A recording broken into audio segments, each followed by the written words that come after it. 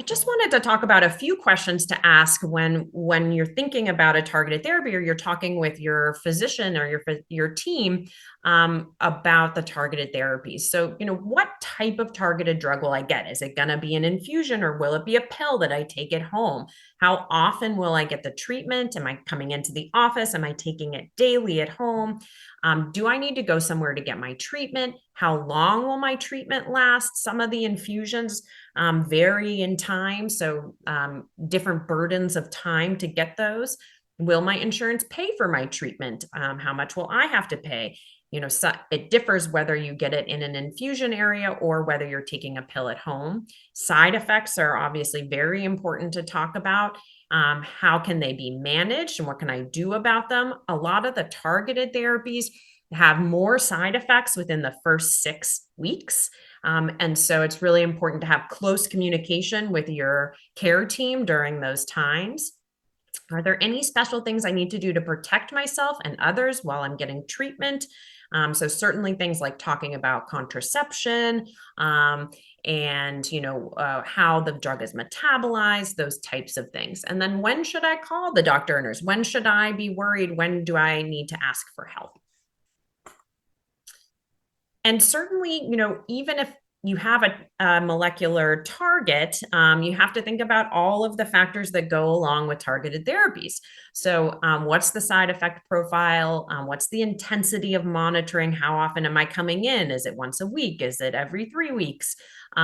What if I do this treatment? What are my options later down the road?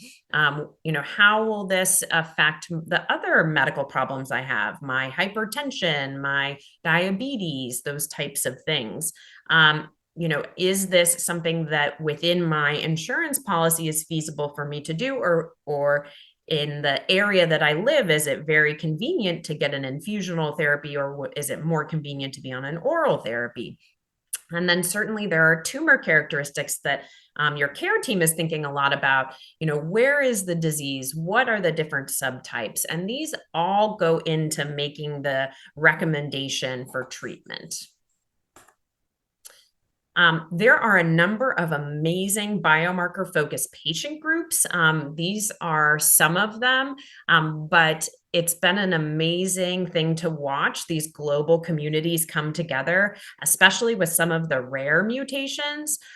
They provide a lot of support to patients, as well as accelerating research in these areas where it is actually hard to study their rare cancers. So I would really encourage any of you who know your molecular profile, and if you have one of these mutations, to reach out to these groups and participate, because you can really contribute, and they can also, I think, really provide additional value. So just a few final thoughts. We have seen rapid approvals of targeted therapies in subsets of lung cancer. It's a very exciting space.